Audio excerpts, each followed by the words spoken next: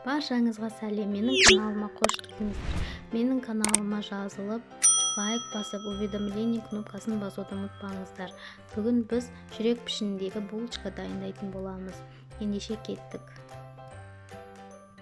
Ең алдымен ыдысымызды алып, оған 1 чайный ложка дрожь салып, оның үстіне жарты чайный ложка песогымызды салып, және де жылы су құйып, әбден араластырып, бетін жауып қоямыз.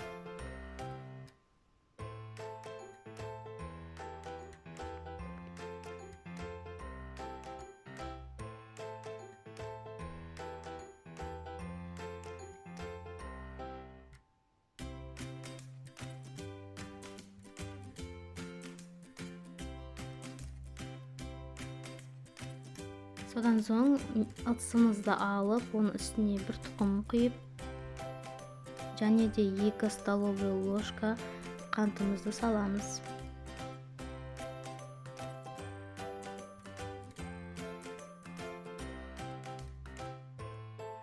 Содан соң миксердің көмегімен немесе венчиктің көмегімен әбден араластырып аламыз.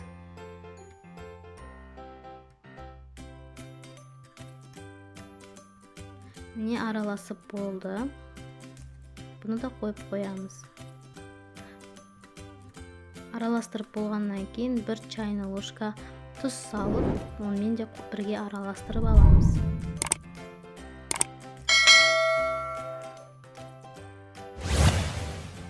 Менің каналыма жазылуды ұмытпаңыздар, достар, лайк басып, жаңа видеоларымды көріп отыру үшін уведомление кнопкасын басып қойыңыздар. Міне ұнымызды илеуіштен өткізіп, арнайы ыдысқа салып қойдық. Оның үстіне жаңағы дрожжымызды, бетін жауып қойған дрожжымызды салдық. Одан кейін 1 бокал кефир немесе сүт, менде кефир. Одан кейін жаңағы араласқан тұқым мен қант и тұз үшеуін араластырған болатынбыз, соны құйдық.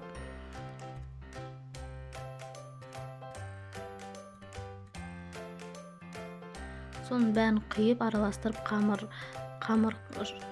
пайда болды. Қамырды көтерілуге қойып қойдым. Ол көтерілгеннен кейін осындай булочкалар жасай бастаймыз.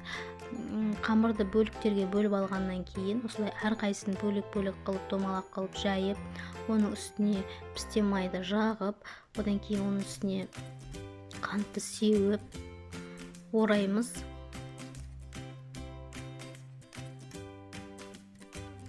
Қанттың орнына можно какао сепсеңіздер де.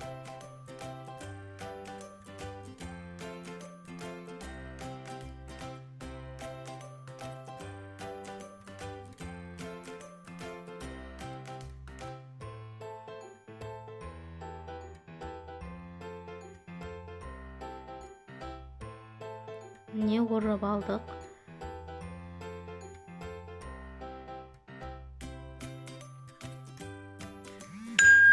Енді қамырымызды үстіп бір-бірінің үстіне жабыстырып, ортасынан бір кесеміз. Кескен кезде осындай жүрекшелер пайда болады. Менде осындай әдемі жүрекше булочкалар пайда болды. Міне осылай болып пісті. Барлығыңызға ас болсын, назарларыңызға рахмет. Каналыма жазылып қойыңыздар.